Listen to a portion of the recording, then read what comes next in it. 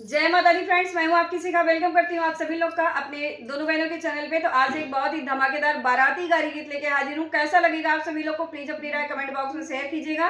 और ये गारी सिर्फ हंसी मजाक के लिए गाया जा रहा है। प्लीज आप लोग इस गीत को गलत वे में मत लीजिएगा, क्योंकि हमारे यहाँ बगैर गारी के शादी विवाह संपन्न नहीं होता। हम लोग यूपी के वासी।